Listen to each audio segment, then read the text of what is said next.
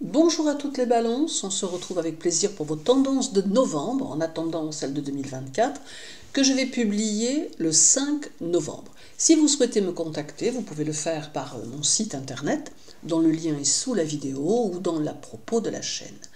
N'hésitez pas non plus à vous abonner et à aimer cette vidéo, cela d'abord fait plaisir, et ensuite cela aide un peu la chaîne. Partons donc à la découverte de ce mois de novembre et voyons ce qu'il vous réserve. Alors je vais débuter votre mois de novembre avec la présence chez vous du nœud lunaire sud qui prend ici une réelle importance. Il vous signifie d'une façon très claire que vous ne devez plus faire preuve d'indécision dans vos objectifs, dans vos choix et surtout dans vos idées. Il est nécessaire de suivre pas à pas vos projets et de ne plus douter de ce que vous êtes capable de réaliser. Cela va d'ailleurs beaucoup compter pour votre année 2024. La présence d'une lunaire sud chez vous marque les hésitations et le manque de confiance que vous avez conservé en vous depuis fort longtemps. Mais, et pour accéder à votre épanouissement personnel, il devient important, pour ne pas dire nécessaire, de vous diriger vers ce qui vous tient vraiment à cœur. Le temps est venu d'être dans votre propre réalisation et de vous donner les moyens de votre réussite. 2024 doit être l'année durant laquelle vous allez enfin exprimer votre personnalité au travers de vos réalisations personnelles. Ajoutant qu'en essayant aussi toujours d'arranger ce qui vous entoure, vous vous trouvez être l'éternel arbitre de deux ou plusieurs idées, personnes ou conditions opposées. Vous tenant au milieu, vous assumez souvent le rôle de tampon, essayant désespérément d'harmoniser les deux côtés à la fois. Suivant le moment ou le jour, vous hésitez et oscillez d'un côté à l'autre, espérant qu'on ne vous demandera jamais de prendre définitivement position. Et pourtant, c'est ici que le Sud va vous demander, c'est du moins ce qu'il va vous demander, de vous positionner d'une manière claire pour satisfaire votre personnalité et non plus celle des autres. Alors après avoir passé les 8 premiers jours dans le signe de la Vierge, Vénus, votre maître, passera en Balance pour y rester jusqu'à la fin du mois. Alors étant chez elle, elle va assurer votre épanouissement et pourrait même vous offrir quelques possibilités nouvelles, soit en amour, soit dans le travail. En amour, elle amène les nouvelles rencontres pour les célibataires et renforce les liens des relations existantes. Certains d'entre vous pourront même officialiser leurs relations durant ce mois. Elle va permettre les sentiments forts et harmonieux et faire évoluer vos relations amoureuses de la plus belle des façons.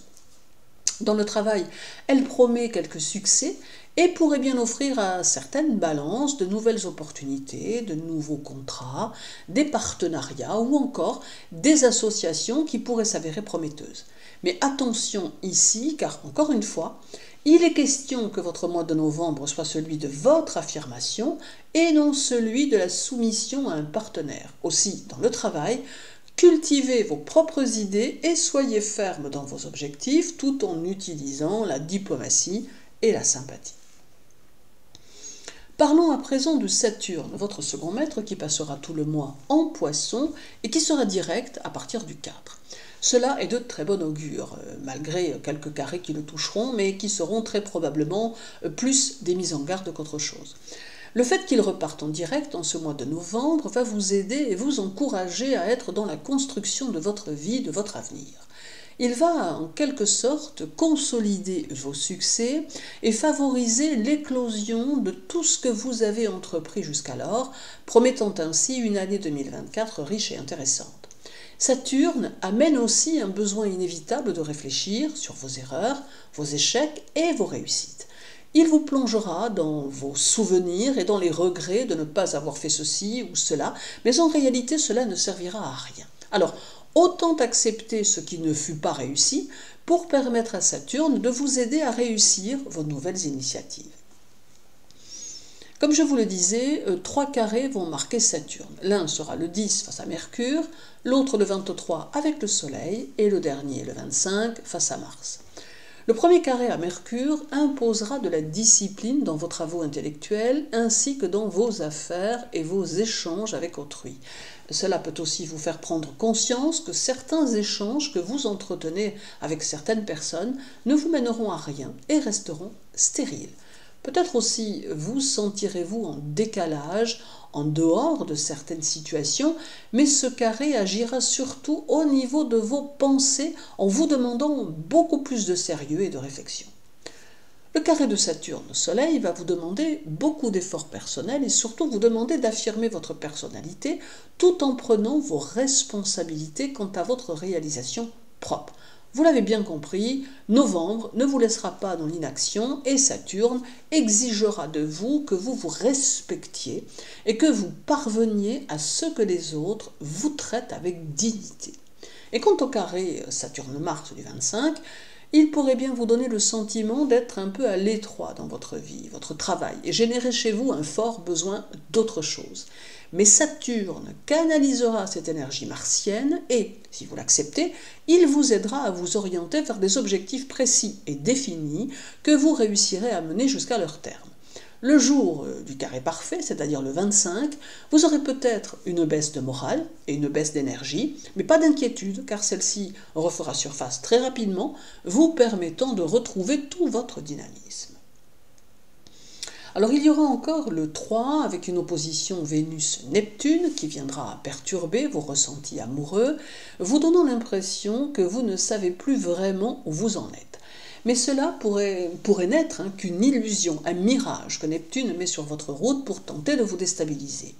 Alors certes, il est vrai que vous serez plus sensible aux situations et aux événements, et que certains d'entre eux pourront vous laisser perplexe, mais il ne faudra pas pour autant prendre des décisions impulsives que vous pourriez à très court terme regretter. Gardez présent à l'esprit que ce que vous pourriez ressentir durant cette opposition pourrait être tronqué par Neptune. Et terminons par le 6, avec un trigone Vénus-Pluton en signe de terre, donc très constructif et évolutif. Il vous conduit vers quelque chose de nouveau, quelque chose de rafraîchissant que vous attendez sûrement depuis longtemps. Il vous permettra les amours qui s'enracinent, les projets qui prennent corps et se pérennisent, les objectifs à long terme. Il influencera vos rapports aux autres en les rendant plus forts, plus sincères et plus stables. Ce trigone sera pour vous très probablement le renouveau que vous attendez, même si celui-ci demandera votre implication pleine et entière. Novembre sera donc pour vous un mois plein, un mois décisionnaire qui vous dirige vers une année 2024 pleine de changements. Toutefois, cela ne sera possible que si vous prenez conscience que vous devez vraiment vous réaliser maintenant et suivre votre propre route sans forcément chercher à plaire au plus grand nombre. Je vous souhaite un agréable mois de novembre, les balances. Prenez bien soin de vous et à très bientôt.